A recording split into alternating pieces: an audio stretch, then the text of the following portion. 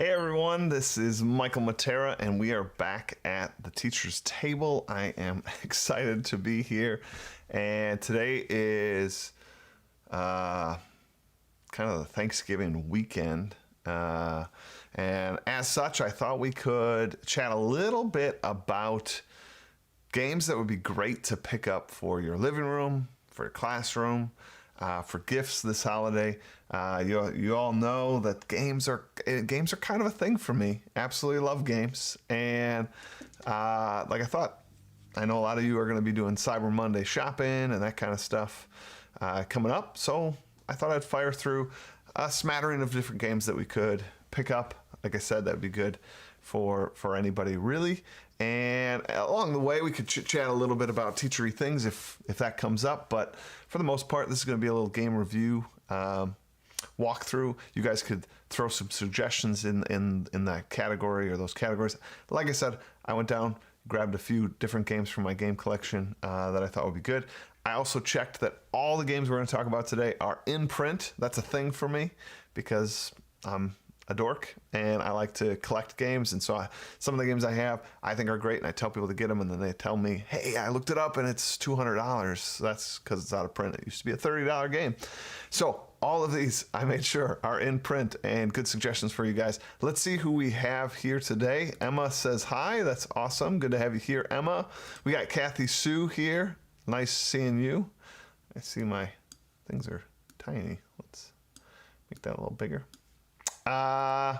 Maggie, good to see you. Natalia, love having you here. Carrie's here. That's awesome. Anybody else that's joining us, feel free to drop in the comments off to the side that you're here. We'd love to have you. And hopefully we enjoy today's topic. So let's dive in. All right, so the first game that I have on this giant stack, it's right off camera, huge stack here, is one called Onitama. And it is a great little chess light game. So if you have a niece or nephew that loves chess, if you have a grandparent that loves chess, this would be like a fun, I don't know, different take. You got this little, it's nice like mouse pad for the board kind of thing. And then on the board, you're gonna put just, I don't know, if you're thinking chess, it's like basically you have a bunch of pawns and you have like one king. And then you got these cards, and it's kind of cool. So each player has 2 of these cards. Then there's one in the middle. So if you're playing this 2-player game, there's 5 cards laid out. And what's kind of interesting, I'm just going to show you like 2 cards. If these were our 2 cards, if this was my team's cards, my pieces can only move that way. And when I play one of these, I take the shared one that was in the middle, because remember I said there's 5 cards. So you have 2 of these, I have 2 of these, and then there's one in the middle. I play this one, this becomes the middle, I take the middle card. And so now I know that the next card you play, you will eventually get this. So unlike chess where you know this piece moves this way, that piece moves this way, all my pieces move these 2 ways this turn. It's kind of a different way of thinking. It comes with a bunch of different cards, so you're not always playing with the same movements, so it's kind of a nice variability there, which I think is big in games. You want it to feel different. You want to be able to play the game multiple times. That's a nice little piece. Let's see, Adam Marino shows up. Let's see what he says here.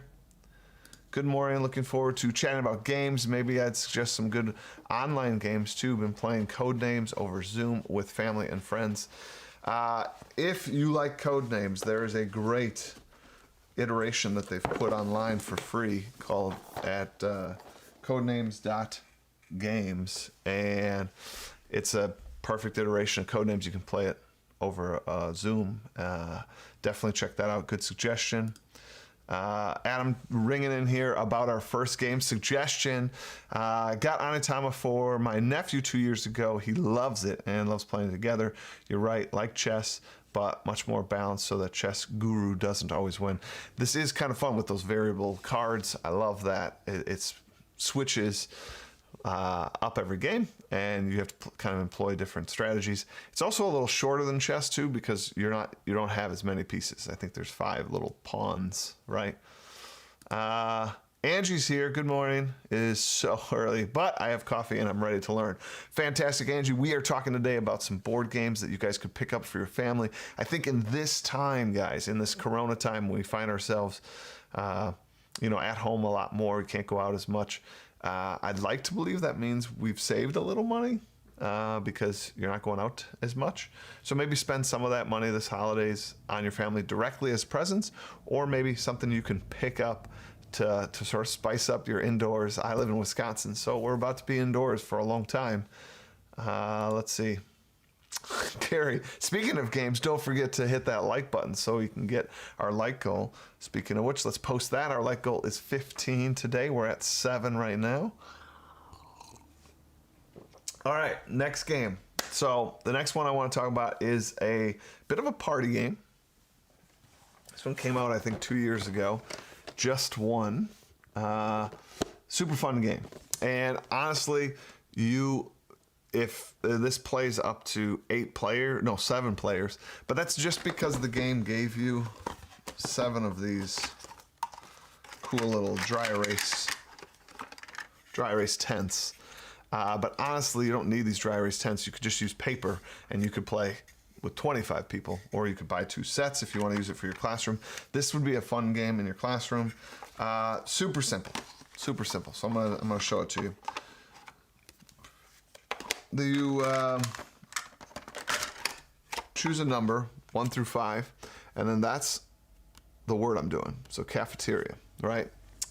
I actually don't get to see the word, so I would show all of you. I'd be like, hey, I'm doing number 3. I have no idea what that is.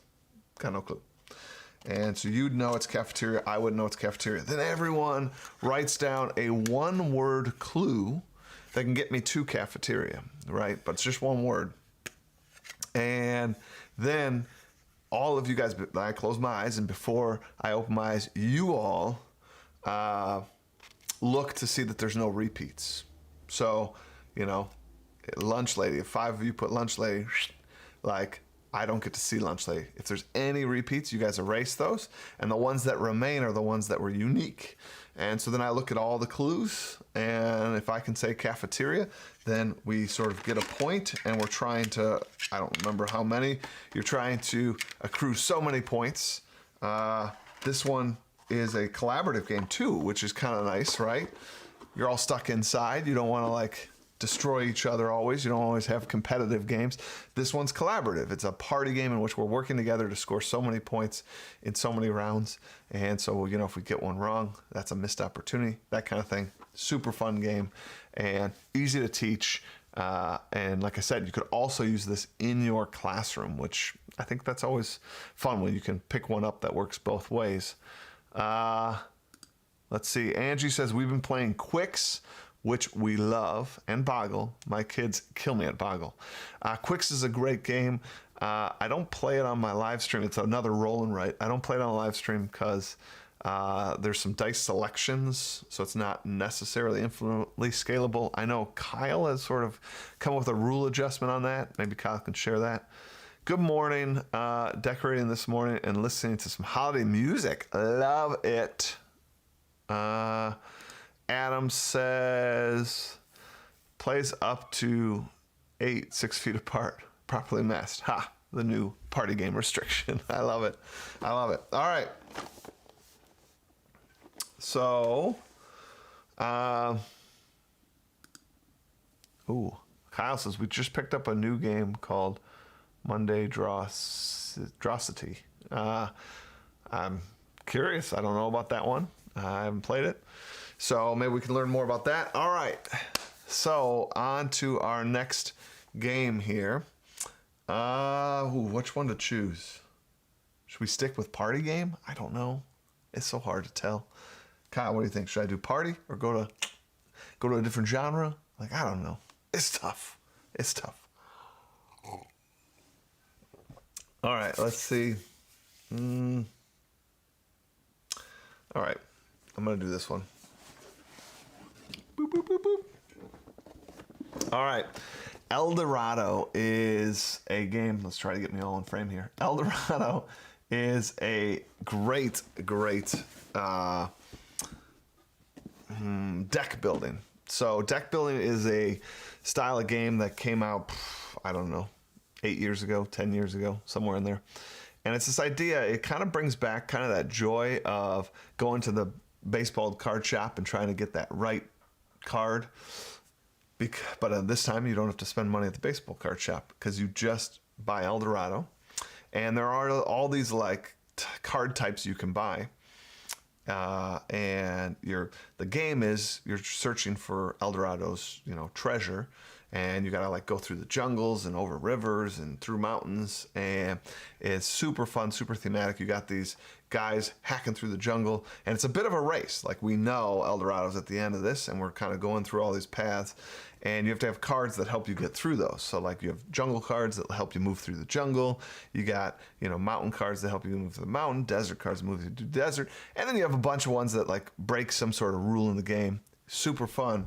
But what you're doing is you're adding them to your deck. So we all start with the same basic, I want to say it's 8 cards. I could be wrong. But you all start with like the same deck. So we all have the same number of jungle cards, desert cards, and they're all pretty weak. They're all like 1 movement point in that zone. But then there's the shop right above us, and we can, some of our cards have gold on them, and we could spend some of the gold, which doesn't mean you throw it away. It's not in a general discard pile. It's in your own personal discard pile. And when your personal deck runs out, you shuffle your personal deck, your discard, and you're drawing again from that new pile. When you buy new cards, they go in your discard pile, and you're like super excited to get that new card in play, and you can't wait. You eventually move through your deck, you get to reshuffle, and now there's that chance, there's that hope, there's that opportunity that we can get that new card played. Absolutely love it. And then you start to see all these various strategies, like how many of that card should I buy, so that like, what's the odds it comes up. You can play this with kids. They don't have to worry about those odds if they don't want. But if you want to play that game, lots of different cards to buy. I want to say there's 20, 30 different cards. So there's this fun, like, different combinations. You could play again and say, like, I'm going to try to buy these 2 rule-breaking cards with these jungle cards, and I think I can make it, right? Lots of different things there, lots of twists and turns. But ultimately, one of my favorite reviewers calls it a light, breezy game, which means there's not like complex rules. It is something that literally, I think I could teach you in 5-6 minutes with the board laid out in front of me. It's pretty intuitive, and as such, it's kind of this nice, light, breezy game that you could play on an afternoon. Total game time for this one, I think, is like 40 minutes. If you were playing with a full complement of 4 players, maybe it's an hour. If this was everybody's first play, I would still say with 4 people, it'd be 40 minutes for sure. Let's see. I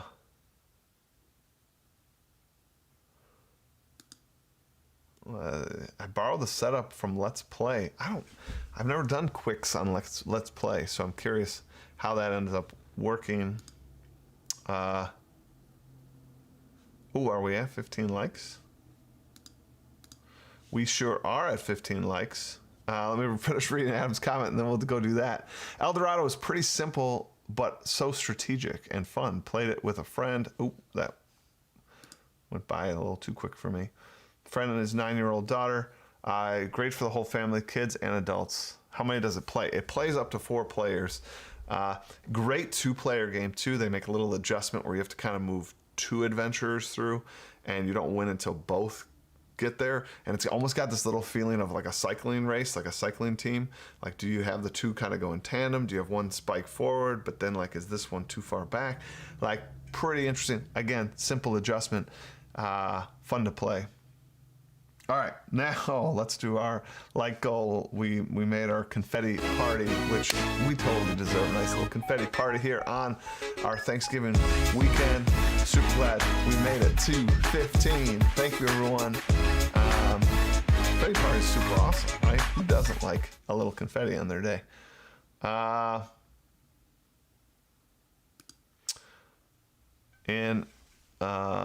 Monstrosity, a witness, has 20 seconds to memorize a monster and then put it away. and then sketch artists have 2 minutes to listen to the sketch. Then everyone votes on the one that got closest. That sounds super fun. I love it. And one you could probably play over like a Zoom, right? Because now it's all about the description, right?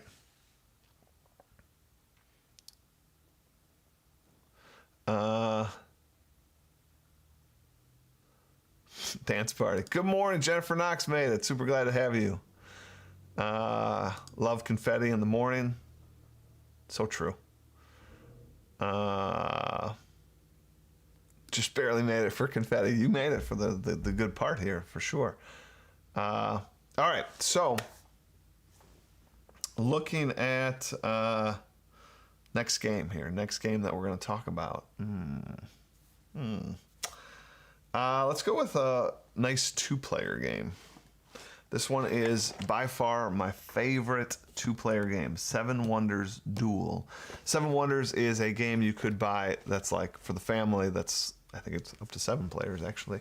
But this one is the two-player version. Absolutely love this two-player version. It's 2 players. Takes, I'd say for a new player, I'd say it takes an hour. But once you guys know what you're doing, it would get down to 45 minutes again. Lots of interesting decisions that you get to make in that game. Very unique. The board kind of gets laid out with these cards in kind of a certain pattern. And some are face up, some are face down. And when you take the cards that kind of overlap the face down cards, when you take those, the overlapped cards then turn face up. And it's one of these interesting things where then it would be the other player's turn and you're scratching your head like, those other 2 cards that are underneath might be the cards I need. So do I like kind of go over here and take an okay card so that I don't flip those cards, hoping that my opponent flips them, so that I get first dibs on what's flipped up. Sometimes you just need the card that's on top of them, so you got to go with it and hope that the ones below aren't the most important for you. Super fun, thematic. It's variable in terms of the setup, in terms of the cards you use. There's 3 different ages, and you don't use all the cards from each of the ages. So again, when you play the next time, you might not have the same combination of cards in age 1 and 2 and 3. And then also, it's 7 wonders. The game comes with, I think, 10 different wonders, 12 different wonders, and you mix those up and you play those, and you only get to play with 8 wonders per game. So again, the combinations of wonders you each have, because you end up getting 4 each, makes that variable play. Constantly thinking of new combinations. Well, if I use this power on this wonder with these cards that I have, super fun. And like I said, a little thematic. There's a touch of military in there. You can destroy somebody on this military track, but super easy. It's not like Risk where you got like all these pieces and everything else. It's just this little track, and if you push this military army kind of pendulum all the way to their side, you win military-wise. If they push it all your way, they win. If it's somewhere in between, you guys lose points at the end of the game, so you kind of want to keep this thing pushed to their side. Let's see. I just picked up stocking stuffers for my grandkids, all travel size, Jenga, Dominoes, and Farkle. Good games, good pickups. Jennifer Knox says, last night I introduced my daughter and her boyfriend to Second Chance. Awesome game. They both loved it so much. Absolutely. Well, on Second Chance, I think I have another game here I'm going to show you that you might like if that's one. Adam Marino, I know, absolutely loves this game. Let's see what he says. Yes, Seven Wonders full board game is awesome. The 2-player version is even better. The expansion is also great. Adds powers of gods and effects strategies. Love it. Adam and I have had the fortune to play this against each other quite a bit, and it is always a close game. All the strategies kind of work out. You can win by military. You can win by, there's a science win, and then there's just a points win. So there's 3 different ways to win. And almost every time we play, there's like a new, like, oh my gosh, like I didn't think about that card, or I didn't think about that way in which you played that card. Like, dang, you know, and I don't know. It's always a fun game to play. I dig it. All right. Okay, so on Jennifer Knox's suggestion of Second Chance, which is a great, do I have it? Oh, it's downstairs. Great not rolling right. It's a flip and right, which is another category of games. I am going to suggest a flip and right here in a moment. But on part of Second Chance is this game of Tetris that we all know, right? In that game, some cards flip up with distinct Tetris pieces, and you place them in your board, and you're trying to sort of fill out your board so that there's no empty spaces. Well, that's just as abstract as old school Tetris. But if you wanted like a Tetris feel with a little bit of a theme, a little bit of a board game theme, this one is a great pickup. I absolutely loved it. This was probably my favorite game the year it came out. Like this would be like my game of the year, if you will. Tiny Towns. Tiny Towns. I'm gonna open this one up. I'm gonna show you some stuff in Tiny Towns. All right, Tiny Towns. You get this little board, and here comes the Tetris part, right? So we each have this little board in front of us. This is our town. We're building our town, and the game comes with these nice little wooden pieces where like there's a little like house, and here's a little barn. A little barn. We're going to be placing these on here, but you have to build them. And you have to build them with resources. And the game comes with these nice little resource blocks, you know, and there's stone, glass, brick, wood. I think there's wheat, I think. All right, and each game, so there's this huge stack of cards. We're not gonna play with all these cards. You don't have to worry about that. You're only gonna play with, I think it's 8 cards per game. You lay them out in front of everyone. So on the middle of the table, here, for example, is the cottage card. And these are the resources I need in that construction order, right? Like I need to follow that pattern with those colors. So I need to get a wheat, a brick, and a glass. And then I can place this down. So on my player board, I'd have to have a wheat, a glass, and a brick. And I could put that pattern anywhere I want. And when I have those 3 down, let's say they were up in this corner, I could pull those 3 off, and on the 3 that had the resources, put my cottage.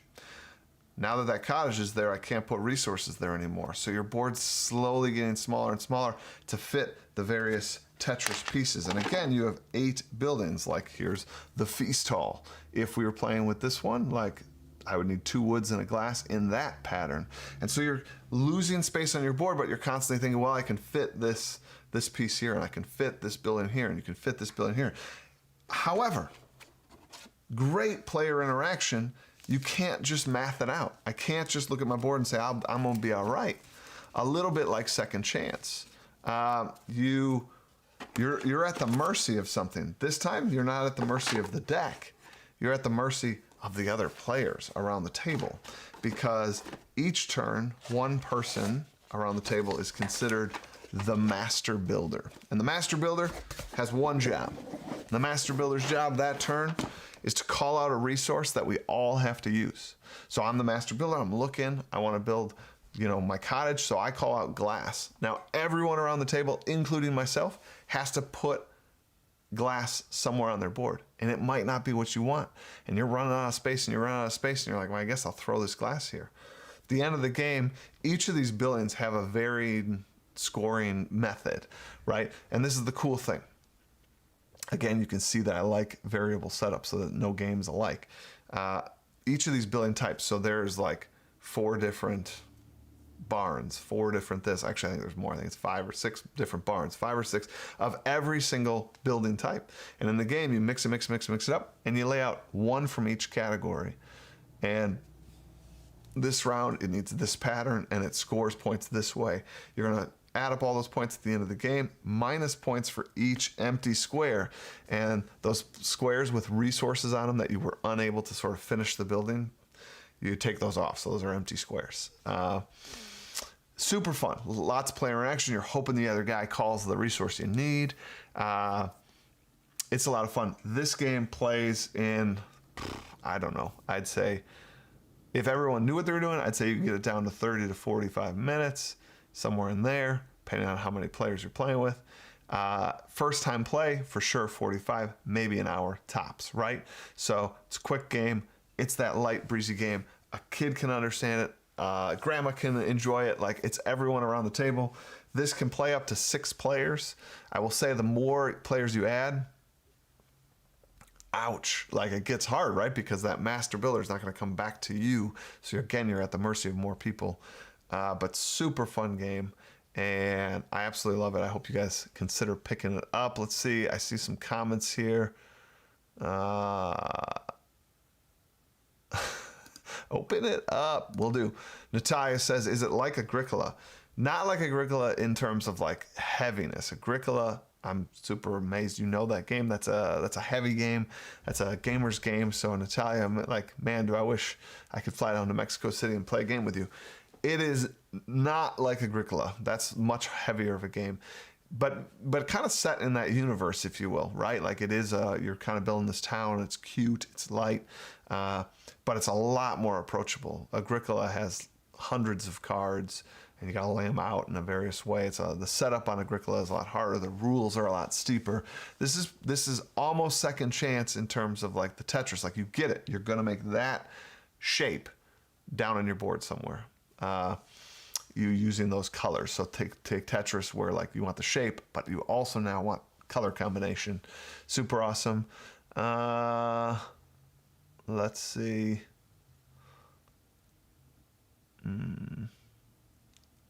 Tiny Towns, and it is fabulous. I absolutely love it.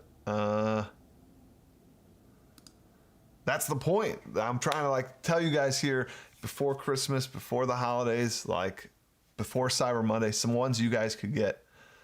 Adam says, Mr. Matera, love Tiny Towns. Easy game to play over Zoom too. My brother and family has a copy, and you just set up the buildings and play together.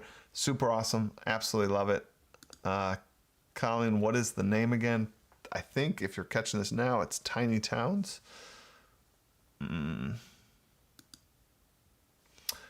These are amazing. I can't wait for the next conversation about why I bought a bunch of board games, card games, etc. to my wife after just buying a PS5. Oh man, gamer's life. That's amazing you got a hold of a PS5. All right, we have 3 minutes, 2 more games next to me that I want to share. So let's fire these out. Magic Maze is another great game that's unique, a little different than all the games we suggested. This one, I'm going to first tell you about the player amount. You can play, there it is, up to 8 players. It plays in 15 minutes, and you have to be 8 or older. The Magic Maze is awesome. It's a cooperative game. Very different. You start in this one tile in the center. There's 4 characters on there. We're not the characters.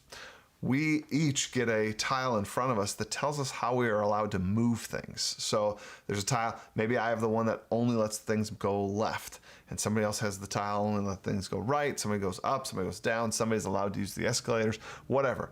We all have these tiles in front of us. And we need to get these guys to move around the board to collect various things. The storyline is there are a bunch of adventurers that lost their equipment, and now we have to go to a mall and actually try to steal the equipment and get out of there. And you start on one single tile with 4 doors on it. And you got to move these guys to the door. When they're at the door, you flip up this stack of like other rooms and you lay that to the door they're next to, and you kind of unlocked another room you can go to, hoping to eventually find the rooms that have your equipment in them. And then you got to get like the orange guy to stand on the orange equipment, the yellow guy to stand on the yellow equipment. When everyone's standing on their equipment, then you can pull the heist. Now you have to get everybody out of the mall in time.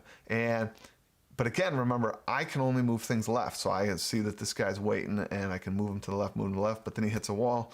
And now I need the guy that can move forward to like realize I'm trying to get this guy to go somewhere, move forward. That all seems pretty easy. However, you're not allowed to talk at all. So I have this piece, I can only move things left. I'm moving left. I need you, Jennifer Knox, to realize like you got to move that guy forward. But Jennifer Knox was moving a different guy. Wasn't paying attention to what I was moving. I'm staring at Jennifer like, are you going to move that guy? We're frustrated. We're like, and there's this big sand timer and time's ticking down. We have to finish the heist before this sand timer hits 0, or there's a special spot on the board in which you can flip the sand timer back over. So either we have to get to one of those spots first before this thing runs out, or we have to get out. Once you use one of those spots, you got to cover it up because you can't use it again. choosing when to flip that sand timer, you could flip it right away and then almost instantly lose. There could be like 2 drips of sand down, flip it, and then 2 drips of sand, ends the game, right? So when you choose to like play those, the game adds all these various like difficulty levels, but it's super nice because the rule book, you play level 1 and it uses the least amount of rules, and it's super easy and super approachable. And then you're kind of like, yeah, like let's try again level 2. Level 2 will only add like 1 new rule. Like, oh, now there's like the first one, I think there's just a single exit that you all have to get out. Level 2, I think there's actually like color-coded exits. So I gotta get the orange guy, not only to get the orange equipment, but also go out the orange door. And then eventually you add all sorts of craziness to this, and it's super fun. Let's see here.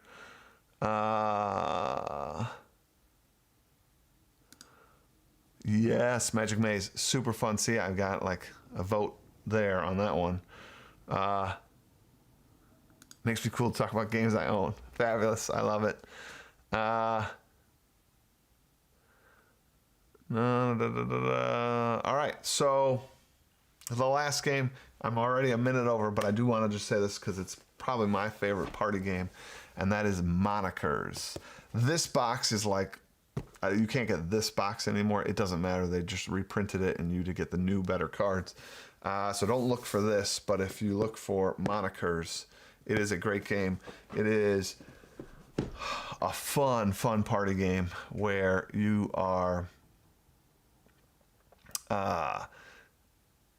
so how do I say this? Depending on the number of players, everybody gets, I want to say like 10 cards. And they look through these 10 cards. These 10 cards have like people, places. This one, Monikers, which I absolutely love, puts like combinations of things together. Like it might be like fuzzy, angry bear. Like, all right, so it's not just bear, it's not just fuzzy, it's fuzzy, angry bear. All right, we have these cards. We choose 5 and put it in the center to build like a table deck. And I discard the other 5. So I know 5 that are in that deck. Let's say we're playing with 10 players. Now we have 50 cards in that deck, that main deck. We mix that main deck up, and we split up into 2 teams, 3 teams, 4 teams, whatever you need to, however many players you're playing with. And if it was my turn and I got my team out there, I look at the card, and it might be one I placed in there, it might not be. I now have like a 1-minute timer to try to get through as many of these cards as possible.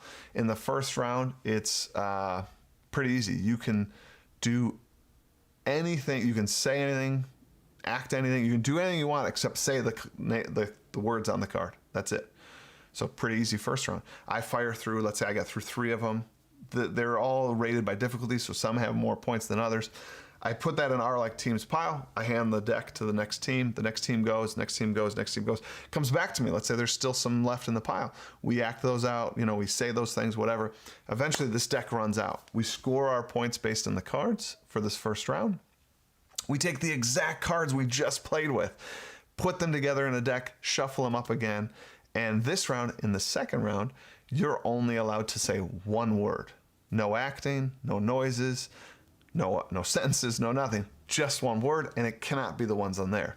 But while this difficulty is wrapping up, if you remember, we're playing with the same deck of cards. So it's kind of like super funny because some people can like pull things out of what somebody did last round. So, you know, you can, for that fuzzy, angry bear, I don't know, maybe you just do the word grrr, right? Because somebody acted that out in your house and everybody kind of laughs about that silliness that they did that. And same thing.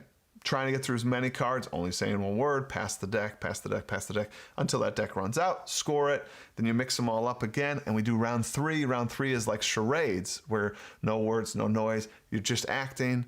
However, it's that same deck. So as that difficulty increases, it can allow for a little more funny because people can probably guess it based on the fact that they've seen the deck. The game also suggests some silly, if you want, that is the game. The game does suggest some silly like 4th rounds if you want to get to it.